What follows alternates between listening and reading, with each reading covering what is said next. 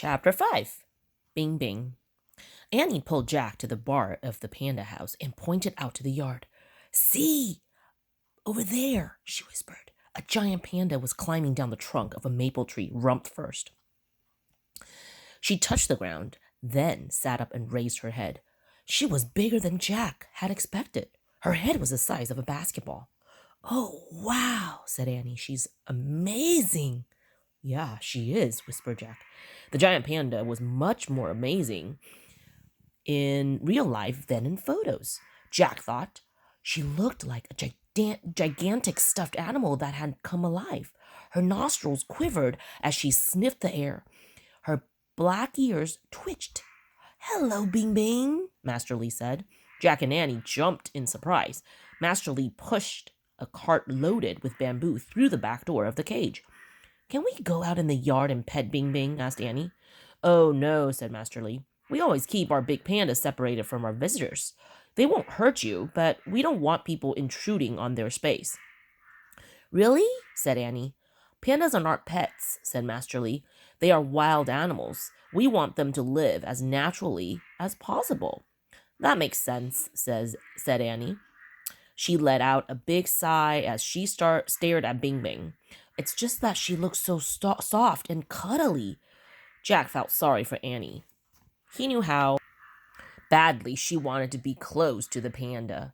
At last, we get to actually see one, he said. Now that we have found Bing Bing, I have one more job for you, said Master Lee.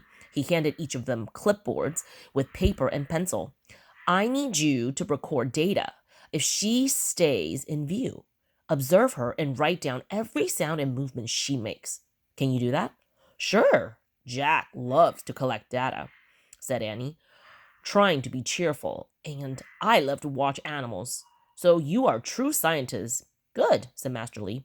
Now I would get more bamboo. The panda keeper dumped the cart full of bamboo onto the floor, then left Jack and Annie alone. Jack and Annie took off their gloves and observed Bing Bing through the bars. They held their pencil ready to record data. The giant panda didn't pay any attention to them. She sat against the maple tree and scratched her back by rubbing it up and down the trunk. Then she scratched the top of her head with a forepaw and her belly with a hind paw. Annie giggled. Jack wrote, scratches back, head, and belly. The panda raised a paw and scratched her nose. Jack added, and nose. The panda swatted at a fly to shoo it away. Jack wrote, swats fly. Hey, I think she's coming over here, Annie whispered. Bing Bing had stood up. She was staring in Jack and Annie's direction. Then she started moving on all fours with graceful rolling steps. She came right up to the bars of the cage, sat down, and peered at Jack and Annie. Jack held his breath. He felt as if he and Annie were zoo animals and the panda was a curious visitor observing them. The giant panda tilted her large head. Then she covered her eyes with her paws. Oh my gosh, Annie whispered with delight. The panda put her paws down and looked directly at Jack. He stared back into her bright, intelligent eyes, holding her gaze. He lowered his pencil and clipboard. Jack felt as if he were falling through time. For a moment, the panda wasn't 8 years old. She was 3 million years old. She was filled with wisdom. She knew things he could never understand. He didn't know what to write. Words couldn't possibly capture the wonder of her. I'm back. How are you doing? Asked Master Lee. Jack snapped out of his dreamlike thoughts and turned to the panda keeper. Fine, he said. How unusual that Bing Bing came so close to you, said Master Lee, walking over to them. Did you record her behavior? Silently, Jack and Annie handed him their pencils and clipboards. Annie's paper was blank, and only a few words were written on Jack's. Ah, said Master Lee with a smile. Well, if you ever come back, you can observe more. Jack nodded, but he knew he'd observe a lot. Only it was more with his heart than his head. You have to go now, said Master Lee. I saw your grandmother headed to the bus with everyone else. I'm surprised she didn't come for you. She's A little forgetful sometimes, said Annie. She turned back to the panda, who was still staring at them. Bye, Bing Bing. Bye, Bing Bing, Jack murmured, looking into the panda's eyes once again. He hated to leave. Their time together had been too short. Hurry, said Master Lee. You don't want to keep the others waiting. Master Lee ushered them out the back door of the cage and along the path. He stopped at the goldfish pond, followed the stone path to the entrance gate. Don't forget to leave your volunteer clothes in one of the bins here. Thank you, Master Lee, said Jack. Goodbye, said Master Lee. Then he turned and headed back to Bing Bing's house. I have to admit, that was really, really great, said Jack. Ready to get back to our mission now? Yes, said Annie. But first, let's follow the path the other way. Maybe we can get a quick peek at some more pandas. Okay, but really quick peek, said Jack. We have to solve that riddle. Jack and Annie started down the path that led away from the main entrance. They went around a corner and stopped. Oh, wow, they said together, and then they burst into laughter. A dozen little panda cubs were playing in a huge fenced area. A sign said, Panda Kindergarten. The cubs were the size of a chubby human toddler. Some were swinging on the rubber tires and wooden swing sets. Others were climbing logs or sliding down a slide. Some rolled in the grass, while others wrestled, tumbled, or did some somersaults. I love them, said Annie.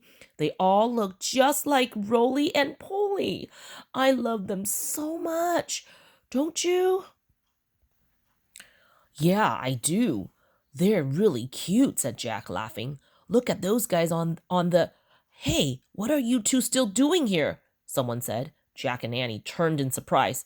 Dr. Ling was hurrying down the path towards them. Everyone has left. Your grandmother and the rest of the group must have forgotten all about you. How irresponsible. Go, go. Try to catch them. Grandma? Cried Annie. She and Jack took off running. Laughing, they tore to the front entrance. They yanked off their volunteer clothes and shoes and threw them into a bin by the gate. Then they dashed across the bridge. The tour bus was turning onto the highway as Jack and Annie changed into the parking lot. Bye, Grandma, yelled Annie, waving. Jack laughed. Come on, he said. Let's grab our bikes and go. Before Sylvia gets in trouble, Jack and Annie were both laughing as they climbed on their mountain bikes and started back towards Wolong Town. The sun had came out from behind the clouds and made the wet green fields in the valley sparkle. Not only was it a beautiful ride, Jack thought, but pedaling back to the town was a lot easier than pedaling uphill to the panda center. For a little while, he was able to coast without pedaling at all. I hated to leave the pandas, Annie shouted. Me too, Jack yelled back. I love Bing Bing and the cubs and the newborn baby. But the sooner we get back to Wolong Town, the sooner we can help save Penny. What time do you think it is? I saw a clock near the center's entrance, said Annie. It was 2:15. That still gives us lots of time. Good, said Jack. Where will we look for the healthy, tough, round food, said Annie. I guess we need to visit more restaurants, yelled Jack. Yes, said Annie. I'm starving. Me too, said Jack. Bring on the green bean jelly and fry stinky tofu. Annie laughed. She yelled something back, but Jack didn't hear her. What did you say? He called. Before Annie could answer, a deep rumbling sound filled the air. Then the roadway trembled and buckled, and everything around them, bushes, rocks, and trees, began shaking and moving.